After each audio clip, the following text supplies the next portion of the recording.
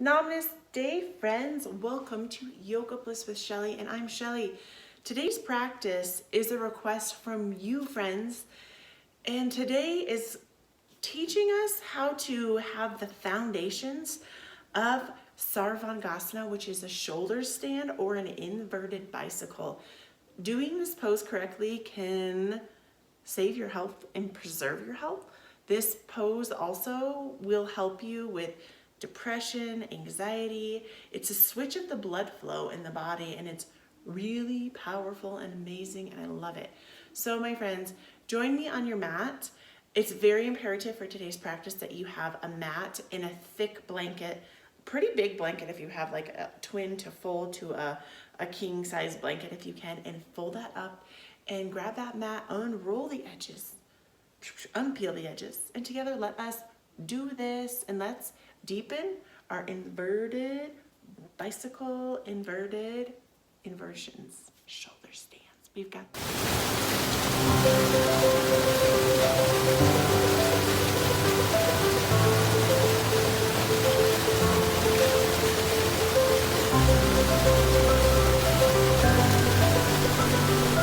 Welcome back, friends. Welcome to your foundations of a shoulder stand or an inverted bicycle. This is one of those poses that when I first started the practice, that I didn't think that I ever needed help with, and I thought I was great. Yet every time I would do this I would do an inverted bicycle, or I would try for halasana, which is the plow, when you get your feet over your head, I would have the worst feelings and pain in my neck, which is the cervical spine. And what's happening is a lot of us students are compressing that cervical spine because they're not having the proper support. So it is a must, it is necessary that you have a blanket, and you can use your mat for this, but I found that using just the mat is not enough support. So what we're wanting to create a ledge that's at least 2 to 4 inches, so we're not compressing that cervical spine, the spine here in our neck. So if you've ever practiced this and you've experienced what I have, you will now know that you were compromising the integrity of your cervical spine. So we're gonna fold our mat once in half, and then we're gonna fold it in again. So it's in quarters, 4 sections. See, 1, 2, 3, 4. And from here, we're gonna take that nicely folded mat, and we want these to be as wide as our shoulders, because this foundation of this pose is a shoulder stand. And I'm gonna kind of come more here in the middle of the mat, my friends, the middle of the room. And you can use a wall for this. So I have this wall here I'm going to be able to kind of kick up if you need to, if you're new to this pose. So we're creating this, and you want to remove any wrinkles out, because you don't want any, you want to treat yourself nice, treat yourself the way that you treat everybody else, my friends. From here, just sitting that booty onto the earth, lengthening those legs long from the core, exhaling down. And please, before you try the shoulder stand, maybe just do like a little warmer upper class. There's like a 10-minute morning class, or just do a few poses. You wouldn't want to maybe go first into this pose, but you can, it's up to you. So as you exhale, allowing yourself from the mat, feel the neck and feel that space. So you want to make sure you have that space. You don't want to be so forward that your shoulders are falling off. You want the shoulders completely here, and you want the head, and you want this space created here in the back underneath of the body. So from here, my friends, you really want to tune into that core strength. And I said I could reach the wall, but I actually can't. I'm gonna go a little bit forward so I can show you what it's gonna look like if you need some help from the wall. So if you need to, find yourself a wall if you're new to this pose, because it can be kind of a tricky one. So finding that space in that spine, activating through the core, and you really want to, you're rooting your shoulders. The shoulders are rooted into the earth. Your elbows are also going to be like your feet. They're like your kickstands. So with the wall, we're going to activate through the core, and we're just walking up the wall, and you can kind of start by feeling what that feels like in your shoulders. And I'm feeling like I'm pressing too far back, and my shoulders are not in alignment with the earth, how I need them to be. So really be mindful of that. As you walk up, these elbows are your kickstands, and you want them to be shoulder distance apart. So being aware if they're trying to wing out or you're trying to go too far in. So really keeping that alignment. And you can just lift up, use that core, and you can just lift up that body. And again, using these elbows, drawing the elbows together as you root in through your shoulder. So the first variation, we're gonna just tuck into this little bitty ball here. And as we tuck into this little bitty ball, we're just gonna get comfortable in our shoulders and feel what it feels like in your shoulders as you breathe that breath in and letting that breath go. So as we roll up here into this beautiful inversions, and inversions have so many healing properties. And the biggest thing for me that really hit home was that it really helps with sadness and depression, postpartum depression, headaches and migraines. It's a switch of blood flow, my friends. So as we're here in this inversion, and I noticed I forgot to tuck my shirt in. I'm gonna tuck my shirt in a little bit because otherwise it gets flipped up in every single direction. And that's okay too. So we're gonna use these hands as kickstands, elbows as kickstands. The hands are going to be supporting your hips. So feel your hips, if it's the back body or the side hip. I kind of like to wrap around and get a thumb in that little crevice here. We're gonna inhale from here, and you're just gonna exhale, and you can kick the heels up high to the sky. This is the first variation of Sarvangasana, of a shoulder stand. So this is an inversion, and see where my butt is?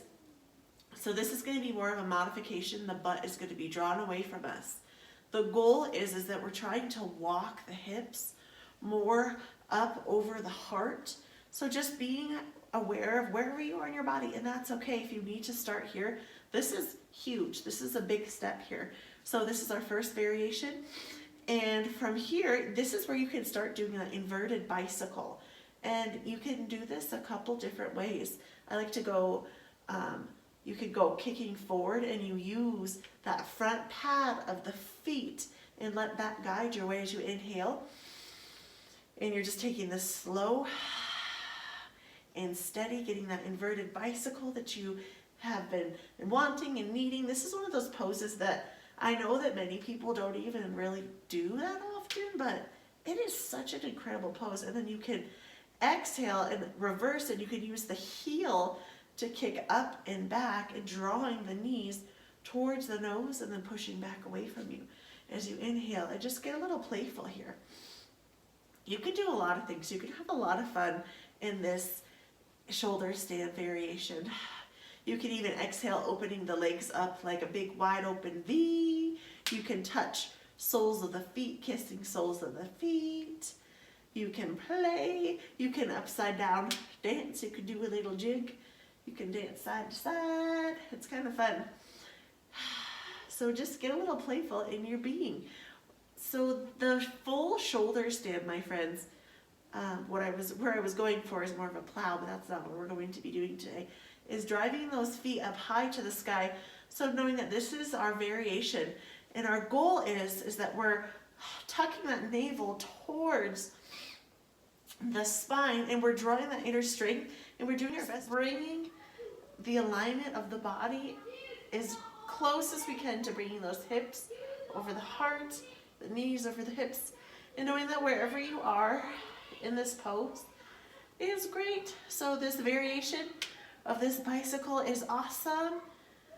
And this is such an incredible pose that helps stimulate the thyroid and the parathyroid. It helps create this bridge between our neck, which helps cause the mind to calm. It calms our mind. So knowing that, my friends, this shoulder stand is awesome, and it's a great counter pose for an arm stand or a handstand or a headstand, my friends.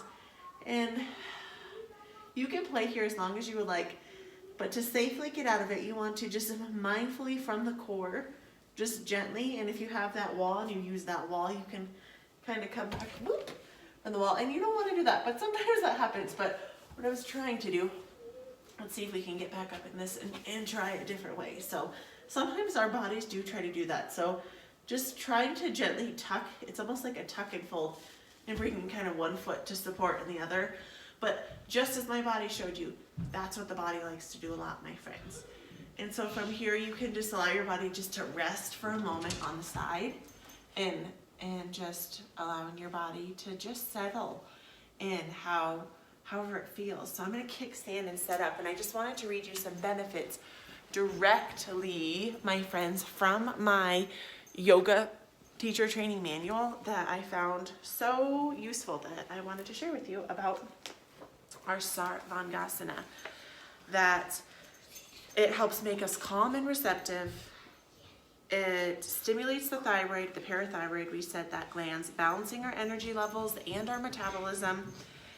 And this is the all limbs pose. So like I said, this pose it's just a great pose to help us just find more balance in our body. And I think that it's really imperative for us to do poses that help us flip our perspective. So I love you, my friends, so much, and I encourage you to play with your bicycle, with your inversions, and just be safe. And the biggest thing is be safe in that cervical spine, and you can do it. You can rock out and try fun things and do those fun variations. And please, my friends, leave comments below if you have any more questions about this pose, or if you want to have some more foundations of some more poses, because it's all about our knowledge and our willingness to grow, my friends. I love you, and I'm so grateful for you. You can bring both of your hands, palms, kissing palms, to the heart center.